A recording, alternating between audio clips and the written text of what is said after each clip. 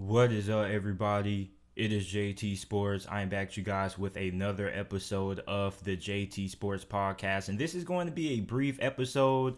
I'm going to be giving you guys my Cleveland Browns versus the New England Patriots NFL Week 10 preview and prediction. A lot of you guys have been getting at me really upset because I haven't really been talking about the NFL like that over the last month or so. And I apologize for that. For those of you guys who don't know, I am in college, so my work schedule and my college schedule is kind of complicated. And then on top of that, some of you guys think I have converted into a strictly college football channel, and that's not true. The reason why I've been uploading more college football content lately is because, the college football games take place on Saturday, which means I can talk about those games on Sunday, upload predictions Monday and Tuesday. Meanwhile, the NFL plays on Sunday, which means it kind of takes a little bit longer to get those videos out midweek. And with me being in college, my schedule's kind of weird because all my assignments are due in the middle of the week, like Wednesday and Thursday. So I'm going to try to be more consistent with the NFL uploads. I apologize. I will try to be better. But let's get into this game. So we have the 5-4 Cleveland Browns taking on the 5-4 New England Patriots. This game is going to be played on CBS with a 1 p.m. Eastern Time kickoff. The Patriots, as of right now, are going into this game as a 2.5-point favorite. Now, last week, the Cleveland Browns crushed the Cincinnati Bengals 41-16, and New England is going into this game riding on a 3-game win streak, defeating the Carolina Panthers 24-6 last week. The Patriots have defeated the New York Jets, the Los Angeles Chargers, and the Carolina Panthers in their last 3 games. Now, if you're a Cleveland Browns fan, you don't really know the status of Nick Chubb because he was recently put on the COVID-19/injury reserve list. Now,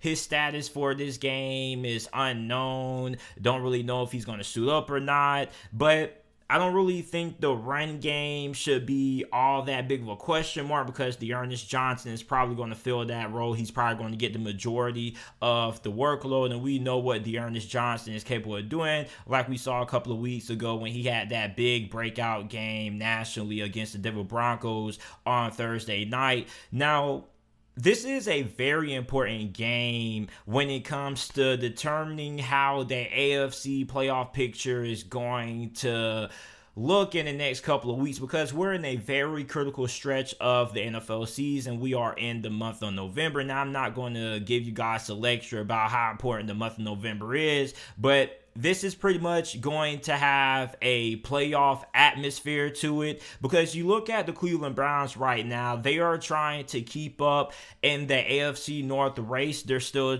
in contention to win this division. The AFC North to this part of the season has been the most competitive division in the NFL. You have the Ravens who just lost to the Miami Dolphins yesterday on Thursday Night Football. So the Browns are trying to stay in the AFC North race. Meanwhile, in the AFC East, you have the New England Patriots, which if they are able to win this game and the Buffalo Bills lose to the New York Jets this Sunday, the Patriots could go into Week 11 with the lead in first place in the AFC East. And the Patriots have kind of turned things on over the last month. And I've been telling a lot of people that the Patriots are too well coached of a team to miss out on the playoffs this year. There are a lot of people who say that the Patriots aren't that dynamic. They don't have any explosive playmakers on offense. They're kind of boring to watch. They don't really do anything particularly special. They want to run the football, then they throw the football occasionally with Mac Jones. So a lot of people think that the Patriots are kind of boring. And I wouldn't call them boring, but, they have had a couple of flashy plays here and there. But overall, the Patriots are playing some really good football. And I told people before the season began that don't expect the Patriots to come out the gate hot. The Patriots are going to be a team that gets really hot around this time of the year, around November, around December, when they're able to effectively get that running game going. You got Damian Harris, who has been pretty productive so far. I have him on my fantasy football team. You got Mac Jones. Mac Jones hasn't had impressive stat line when it comes to his rookie season, but he has been the best rookie quarterback so far this year. He definitely should be in the running for offensive rookie of the year. Even though he most likely won't win the award, he should still be in the conversation because I know his stats aren't all that great, but he's been playing really well and he's winning games. And I had a friend of mine who told me, JT, do you think that Mac Jones is having the success he's having this year because of the team that he's on right now, with the New England Patriots having a great coaching staff compared to the rest of other rookie quarterbacks right now? And I also had somebody who said if you were to swap Trevor Lawrence and Mac Jones, you can make the argument and say that Trevor Lawrence would be better. And I think there's some pros and cons to, that idea, because I feel like Trevor Lawrence's decision making the first couple of games was kind of erratic. Mac Jones from the start has pretty much been pretty good when it comes to being on time with his reads, going through his progressions, not really having a lot of turnovers. And you also got to look at the fact that New England runs the ball a good amount of time. So you got two teams going into this game that are predicated on how successful they are towards running the football, because you get the run game going. Both teams want to establish play action. But I also feel like when you look at the Cleveland Browns, this defense has also hit their stride. And a lot of people haven't really talked about the Cleveland Browns defense this year. I definitely feel like when the Browns are fully healthy, this is one of the most talented defenses in the NFL. We know what Myles Garrett is doing this year. Myles Garrett, TJ Watt, probably going to be your 1-2 when it comes to the argument of who should win Defensive Player of the Year this year. You look at how talented Cleveland's secondary is. You got Denzel Ward, you got Greedy Williams, you also have the rookie quarterback who they drafted out of Northwestern and Newsome.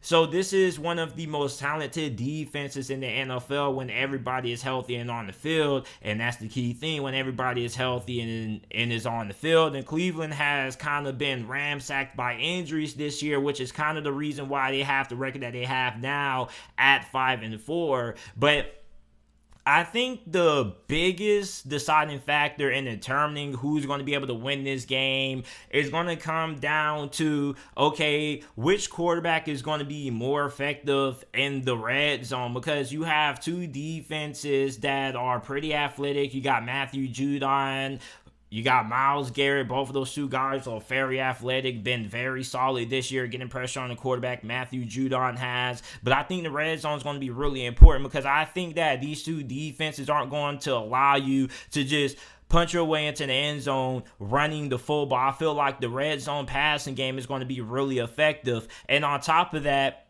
I wonder if Cleveland is going to try to force Mac Jones to have to win the game, because a lot of people, a lot of Patriots fans have kind of been a little bit vocal about how Bill Belichick has approached this year so far with Mac Jones being conservative. And, there's nothing wrong being conservative when you have a rookie quarterback, but some people feel like there are certain situations when Bill Belichick just chooses to take the conservative route because he views Mac Jones as a rookie, and instead he plays things a little bit too safe at times and doesn't really trust him in certain situations, which I do agree with to a degree, because I feel like, okay, yes, Mac Jones is a rookie quarterback. You want to put him in situations to thrive and succeed. You don't really put him in a lot of situations where he has to be asked to do a lot. But at the same time, this is somebody who you spent a first round pick on in this past year's NFL draft. So if Mac Jones is supposed to be the future of your franchise, I do believe that there are certain situations where he should be asked just to do